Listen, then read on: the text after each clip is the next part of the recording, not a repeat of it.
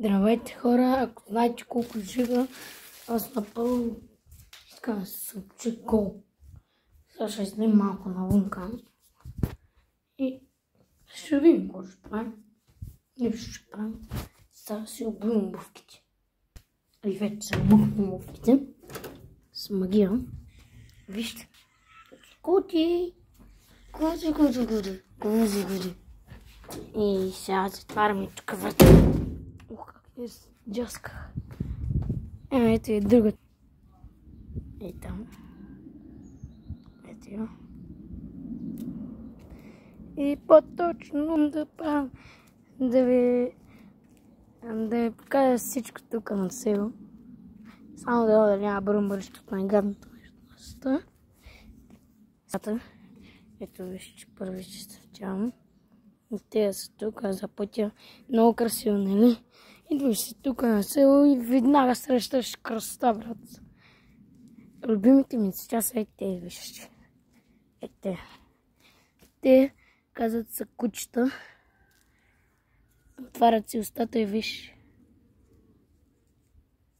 Може си побираш пръста в като устите, нали? Ето. Ако се чуете на кой село съм, аз съм в село Кърнаре. Чачо, че му налази някаква бублечка. И по-точно, според мен на село е по-хубаво. Защото е по-спокойно. Избрах да ви покажа и кучето ми.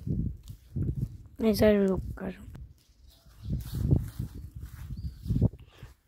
Куче, къде ще бе? Ето го. Умряло.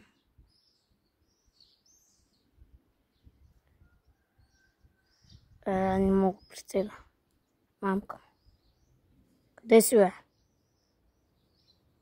Ето. Виждаш ли? Това куче е поне на 20 години. Според мене. И да ви кажа, че днеска завърших втори Б клас, госпожа Вангова и госпожа Донкова. Но много мили госпожи и по-мили госпожи от тези аз не съм виждал. И за това. Тук летят мухички, духички. И да ви кажа нещо, че такова. Кажи го да е. Забрах ми къпата ми мамка му. Кажи го.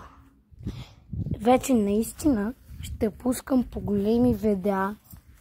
Ще ги снимам и ще пускам по големи имена. Аз пък имена видеа на Fortnite. Skibidi, Fortnite. Вижте, е така много. Котките е така много обича да. Котка и котка. И да кажа, че живота на село е много по-хубав от живота в град. Сега не казвам, че градът е ужасен, но просто на село си е по-спокойничко. И така. И сега... ето тук ще ви покажа чат. Ето ги. Ето тук слагаме басейна. Ето тук ще снимаме клипче как се къпа в басейна. Ето тук. Това празното. Ето това ми е колелото. Ето това. Тук има още две, които са на дядо ми. Искам само, много ми е интересно да видя нещо. Напишете долу в коментарите каква кола искате да си купите като голяма. Аз искам да си купя G-класа Мерцедес. Защото от 5 години си мечтая за G-класа Мерцедес. Както знаете, Ванката има. Кой друг има? Хайпъра има.